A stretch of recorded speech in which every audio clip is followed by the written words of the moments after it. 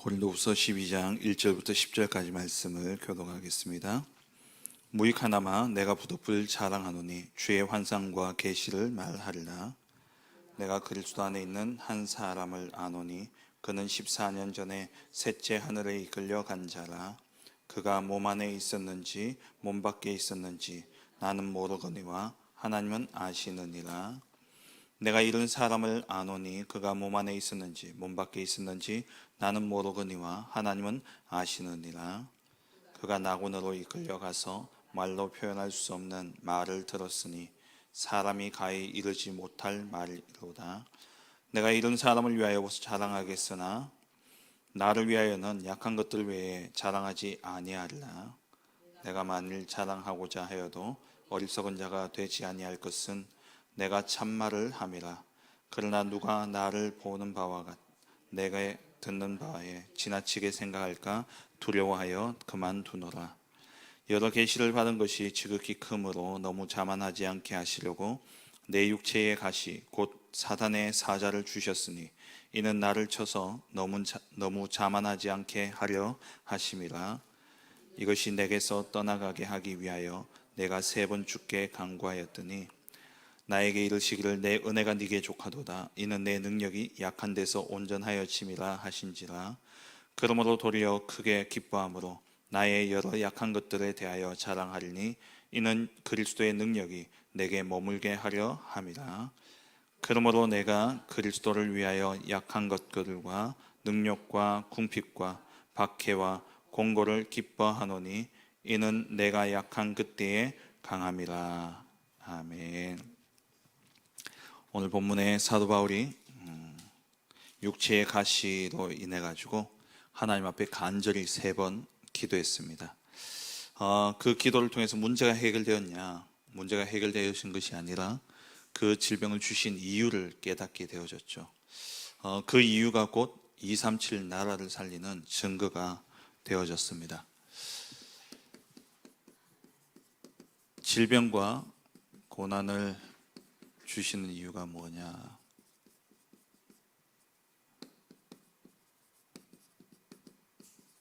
결론부터 말씀드리면 이것이 증거가 되어져서 결국 237 나라의 증인으로 하나님이 세우기 위한 하나님의 계획인 것이죠. 하나님은 처음부터 237 나라 복음화를 말씀하셨습니다. 아담에게 하나님의 형상대로 지음받은 아담에게 세상 모든 만물을 정복하고 다스릴 것을 말씀을 하셨죠. 그리고 아브라함에게 내 씨로 말미암아 열방이 복을 얻게 하겠다. 처음부터 하나님은 한 사람을 부르시고 또 인간을 창조하신 이유가 무엇이냐? 237 나라 세계 복음화를 위해서 하나님이 부르신 것입니다. 그렇다면 이 237 나라 복음화를 위해서 하나님의 목적이 237 나라 복음화라면은 그 목적을 두고 주신 것이 성경 아닙니까? 그럼 이 성경의 내용은 무엇을 말씀하고 있습니까? 성삼위 하나님에 대해서 말씀하고 있죠. 이 성삼위 하나님이 우리 가운데 임해야 된다는 겁니다.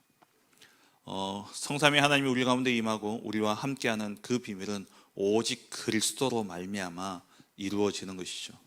그래서 그리스도에 대한 이야기가 성경의 이야기입니다. 이 그리스도를 통해서 성삼위 하나님이 우리 가운데 임재하시면 우리는 보좌의 축복, 보좌의 능력으로 우리가 살아가게 되는 것입니다. 이 보좌의 능력을 가지고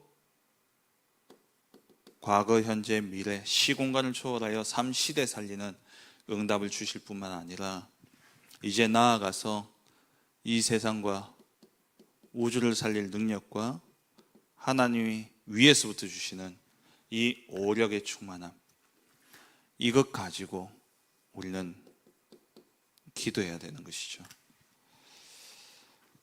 237 세계 복음화의 응답을 위해서 하나님 주신 제목들입니다.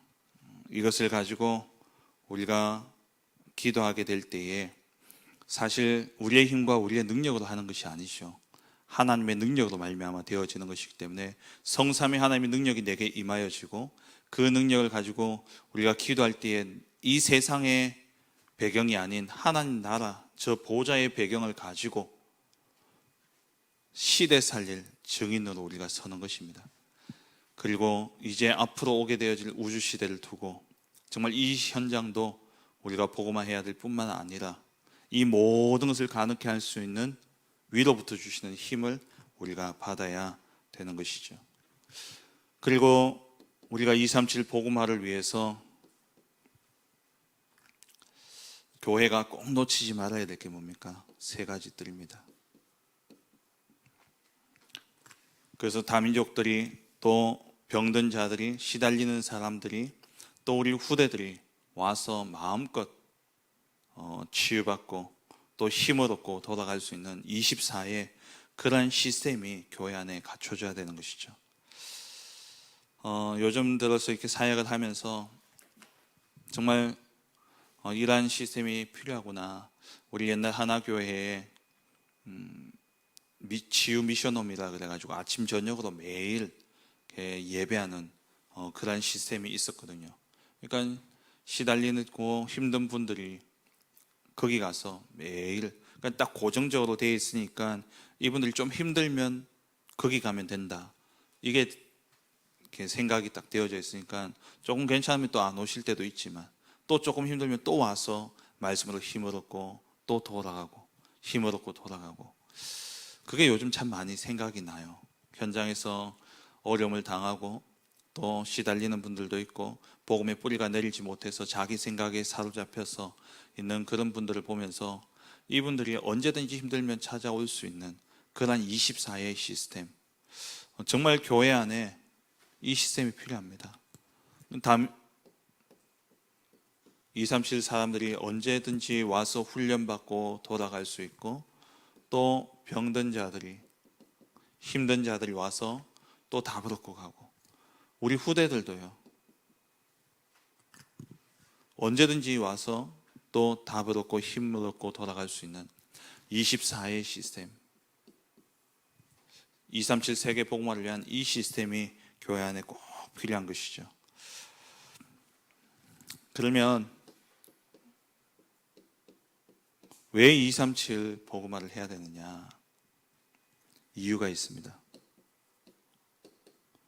237 복음화를 하지 않으면, 우리가 237 세계 복음화의 언약을 놓쳐버리면, 선교의 언약을 놓쳐버리면 하나님은 이스라엘에게 주셨던 이 7가지 재앙을 우리에게 주시는 것이죠.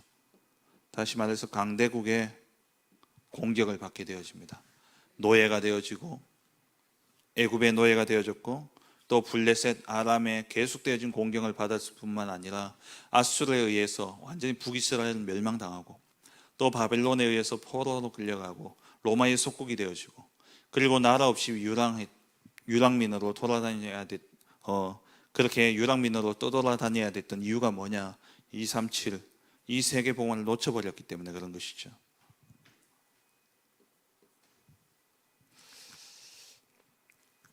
왜 237 세계 복음화를 해야 되냐? 영적 전염병을 막아야 되기 때문에 그렇습니다.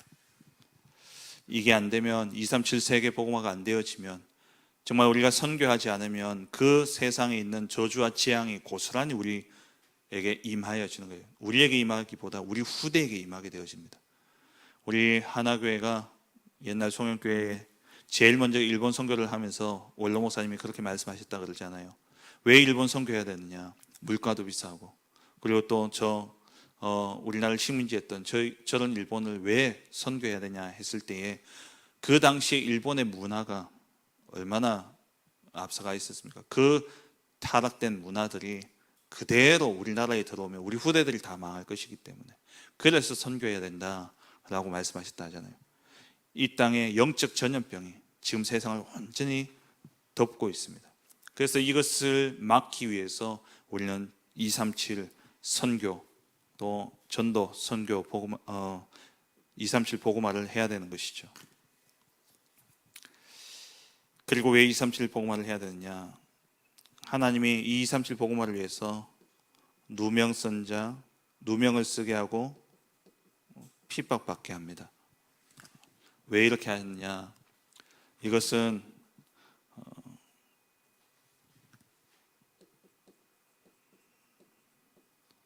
복음 전할 자들이기 때문에 그러니까 갈릴리 사람들을 이어서 쓴 것이 아니고 또 길리기아 다소의 사람 수준 높은 바울 그래서 쓴 것이 아니라 하나님은 이 세계 복음화를 위해서 누구를 쓰시느냐? 복음 전할 자를 쓰신다는 거예요.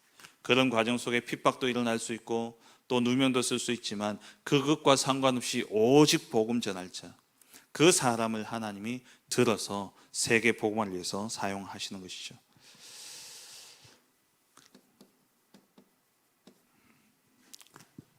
그렇다면 이 세계 복음화를 위한 237 세계 복음화가 하나님의 최고의 관심이고 그래서 하나님이 이것을 위해서 때로는 우리에게 질병과 고난도 주시는 겁니다. 왜냐? 완전 결론 내리기 위해서.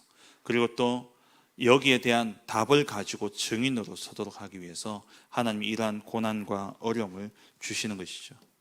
그럼 먼저 성경의 증거를 우리가 볼 텐데 237 세계 복음화를 하는 자를 하나님은요 반드시 지킵니다. 핍박이 있어도 누명이 있어 하나님은 그 사람 끝까지 지키시죠. 강대국이 아무리 복음을 없애려고 해도 여기에 방향 맞춘 사람들은 절대 막을 수가 없었습니다. 강대국이 복음을 없애려 할지라도 결코 없어지지 않습니다. 왜냐? 사람이 한 것이 아니기 때문에 그래요. 홍해를 가르고 요단을 건너고 그리고 여리고를 무너뜨리고 성경의 모든 역사는 뭘 이야기합니까? 이 땅에 일어나는 하나님의 백성들이 하는 전쟁들은 그들의 전쟁이 아니라 하나님의 전쟁이라는 겁니다. 여호수아서를 보더라도 누구의 전쟁이냐? 하나님의 전쟁입니다. 지난 수요일에 살펴봤던 블레셋과의 전투도 누구의 전쟁이냐? 이스라엘의 전쟁이 아니라 하나님의 전쟁이라는 거예요. 이 237 세계 복음화는 누구의 일이냐? 하나님의 일이기 때문에 절대 막을 수 없습니다. 하나님의 역사라는 거죠. 그리고 왜 237 세계 복음화를 해야 되냐? 인간의 왕, 선지자, 제사장으로는 그러니까 인간이 왕이 되고 제사장이 되고 선지자가 되고 하지만 이들이 결코 해결할 수 없었습니다. 인간의 왕이 해결할 수 없는 문제예요. 인간의 제사장이 해결할 수 없는 문제입니다. 누가 해결할 수 있냐? 오직 그리스도 언약 잡은 자만이 이 일을 할 수 있는 것이죠.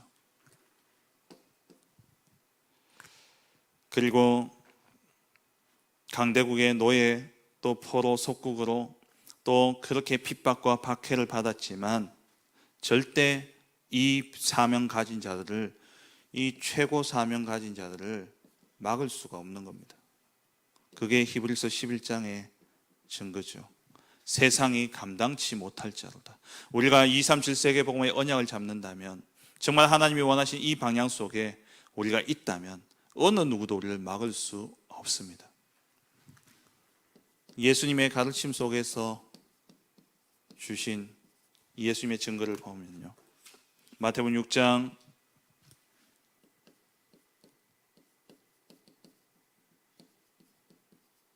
32절 33절에 이것저것 먹을 것, 마실 것, 입을 것 구하지만 그것이 필요할 줄을 하나님 다 알고 계신다 그랬어요. 너희는 먼저 그의 나라와 그의 의를 구하라. 그러면 이 모든 것을 너희에게 더하여 주시리라. 우리에게 있어서 최고의 사명이 뭐냐? 237 복음화입니다. 여기에 우리의 모든 삶의 방향이 맞춰지게 될 때 하나님은 모든 것을 책임지시는 것이죠. 우리가 237 세계 복음화를 위해서 헌신하는 이 작은 헌신도 아주 작은 것 하나까지도 상을 잃지 않는다 그랬습니다. 우리가 하는 이 작은 헌신 절대 상을 잃지 않습니다. 우리가 이번에 세계로 렘넌트 대회와 또 렘넌트 리더 수련회 이것을 섬긴데 우리 본교에 가니까 지금 모든 성도들요 지금 여기에 방향 맞춰가지고 기도회 하고 또 어떻게 섬길 것인가 시뮬레이션하고 그게 계획을 짜고 완전히 지금 올인하고 있습니다. 무엇 때문에요? 237 세계 복음화 때문에. 이것 위해서 하는 작은 헌신, 그 하나의 헌신도 하나도 상을 잃어버리지 아니하고 하나님이 반드시 갚으신다 말씀하셨죠. 냉수 한 그릇도 상을 잃지 않는다 그랬어요. 선지자의 이름으로 선지자를 영접하면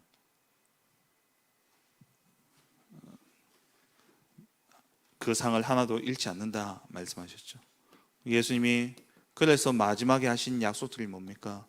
전부 237을 향해 가라는 거예요. 마지막 부활하셔서 승천하시기 전에 그 사이에 그 짧은 시간 제자들과는 이제 마지막 만남입니다. 그 마지막 시간에 예수님이 제자들에게 전달한 메시지가 뭐냐? 237 복음화예요. 마가복음 16장 15절에서 20절 표현은 다르지만 한 가지의 가르침을 이야기하고 있잖아요. 그게 뭡니까? 세계 복음화입니다. 237 나라 세계 복음화를 우리에게 명령하신 것이죠. 이것이 우리에게 최고의 사명입니다. 오늘 본문에 나오는 바울의 증거를 보세요. 바울이 오늘 왜 이야기를 하고 있냐? 바울이 12장에 왜 바울이 자기의 육체 가시 이야기를 왜 꺼냈냐 하면은 이 고린도 교회에 고린도전서는 고린도 교회 자체의 문제에 대한 답을 주는 메시지였다면 고린도 후서는 바울이 사도로서 사역을 함에 있어서 이 사도직에 대한 많은 공격들이 있었습니다. 그 공격들 가운데 가장 많이 의구심을 품었던 교회가 아마 고린도 교회였던 것 같아요. 그래서 고린도 후서를 쓰면서 바울이 자기의 사도직을 변호를 하고 있는 겁니다. 내가 비록 예수님과 함께 다니지는 않았지만 나도 다메섹에서 예수님의 부활하신 예수님을 직접 만났다. 그리고 그 예수님의 가르침을 내가 받았다. 그러면서 바울이 내가 비록 12제자처럼 예수님과 함께 다니지는 않았을지라도 예수님이 명령하신 237 복음화를 위해서 나는 정말 생을 걸고 했다는 거예요. 그리고 이 복음 증가하는 이 일을 위해서 내가 생명도 아끼지 않고 이렇게 고난당하고 어려움을 당하면서까지 나는 이 복음을 전했다. 그게 11장에 나오는 내용들입니다. 그러면서 바울이 12장에 와서 이야기하는 거예요. 내가 사실 자랑할 게 없겠냐. 내가 본 게 얼마나 큰 줄 아냐. 그러면서 이 육체의 가시 때문에 내가 3번 전심으로 기도하는 가운데 몸 안에 있었는지 몸 밖에 있었는지 모를 정도로 깊은 기도 속에 들어가 삼층천을 보았다는 겁니다. 이게 사도들이 자랑하는 것만큼 나도 자랑할 것이 있지만 나는 그걸 자랑하지 않는다. 왜냐? 나는 약한 것. 오히려 그것 때문에 하나님 내게 주신 그 증거, 질병이 나은 것이 증거가 아니라 그 질병을 주신 이유를 내가 깨달았는데 약한 데서 하나님의 능력이 온전해지고 나는 오히려 이 약한 것을 가지고 자랑함으로써 나는 세계 복음한다 라고 말씀하고 있는 것이죠. 바울이 2절 3절에 보면은 몸 안에 있었는지 몸 밖에 있었는지 나는 모르겠다 그랬어요. 그 정도로 깊은 기도 속에 들어갔고 그야말로 말하는 삼층천이라는 이 하나님 나라를 보고 돌아온 것이죠. 그럼 이게 얼마나 큰 자랑이 되겠습니까? 하지만 바울은 이것을 자랑하지 않는다 그랬어요. 4절에 보면은 그가 낙원으로 이끌려가서 말로 표현할 수 없는 말을 들었으니, 그러니까 낙원에 가보니까 이 삼층천에 가보니까 사람의 말로 표현할 수 없는 것들이었다. 하지만 이것이 중요한 것이 아니라 진짜 중요한 것은 뭐냐? 내가 오늘 9절 10절 말씀에 나온 것처럼 나는 오히려 약한 것을 자랑한다는 거예요. 세계 복음화를 위해서 하나님이 나를 이렇게 만드신 것, 그래서 이 복음 증가하는 일을 마치려면 내 생명을 조금 더 아끼지 않는다고 고백하면서 이 언약 붙잡고 간 그 그것을 자랑하지, 내게 주신 세상 사람들이 바라는 그러한 기적과 능력, 그것을 구하는 게 아니라는 겁니다. 이번 주 말씀 받았잖아요. 엘리야가 호렙산에 있을 때에 강하고 큰 바람이 부는데 바위를 쪼개고 산이 갈라지고 지진이 일어났는데 거기에 하나님 계신 것이 아니었어요. 어디에요? 세미한 음성에. 바울은 하나님의 말씀에 지배받고 가는 것이죠. 그래서 우리가 질병과 고난이 있을 때 이 질병과 고난이 치유되어지고 해결되어지면 그게 큰 증거가 되어질 거라 생각하지만 그걸로 사람을 구원하는 것이 아닙니다. 뭐냐? 그리스도의 말씀으로 생명이 전달되어지는 것이지, 그 기적은 목사님 말씀하셨던 것처럼 다른 종교에도 일어날 수 있는 겁니다. 이단들에겐 더 크게 일어날 수도 있어요. 그게 사람을 구원하는 것이 아니라 하나님의 말씀. 그래서 바울이 그 속에서 뭘 들었냐? 하나님의 말씀을 들은 거예요. 하나님의 말씀을. 우리에게 고난과 어려움을 주시는 이유는 뭐냐? 하나님의 말씀 들으라고, 그 말씀 따라하라고, 그 말씀에 순종하라고. 그래야지 우리가 하나님의 말씀으로 세상을 살리는 것이지, 내게 일어난 증거, 내게 일어난 그 큰 기적, 그게 세상을 살리는 것이 아니라는 거예요. 그래서 우리에게 고난과 어려움을 주시는 겁니다. 말씀을 맺겠습니다. 왜 나에게 또 우리 가정에 장애와 같은 이러한 어려움을 주십니까? 왜냐? 하나님의 절대 사명을 이루는 거예요. 나는 왜 실패합니까? 왜 자꾸 실패합니까? 새로 시작하라는 거예요. 하나님이 원하시는 것으로, 하나님이 원하시는 것으로 시작하라는 겁니다.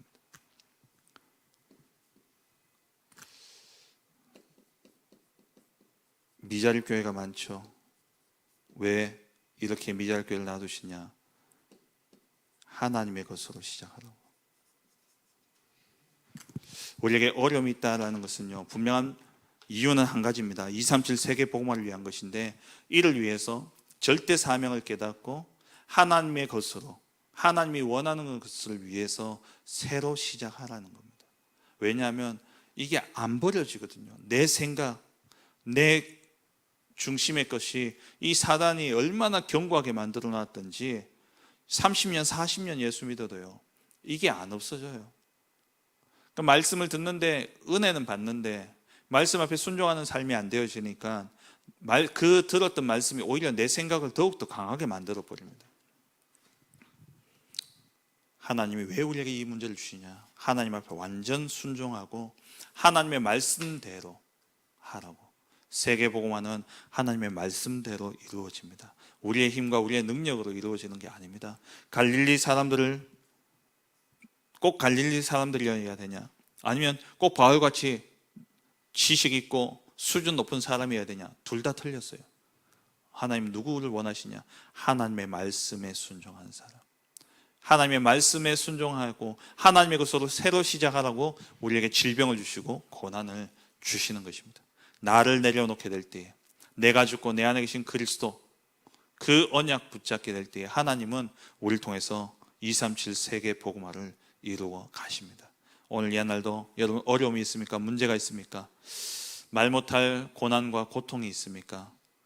오늘 이 시간 정말 그 문제 앞에 나는 할 수 없구나 깨닫고 완전히 나를 내려놓고 하나님의 말씀 붙잡음으로 말미암아 하나님이 새롭게 시작하시는 그 역사 속에 최고의 절대 사명인 237 나라 살리는 그 응답의 증인으로서는 우리 모든 성도님들 되어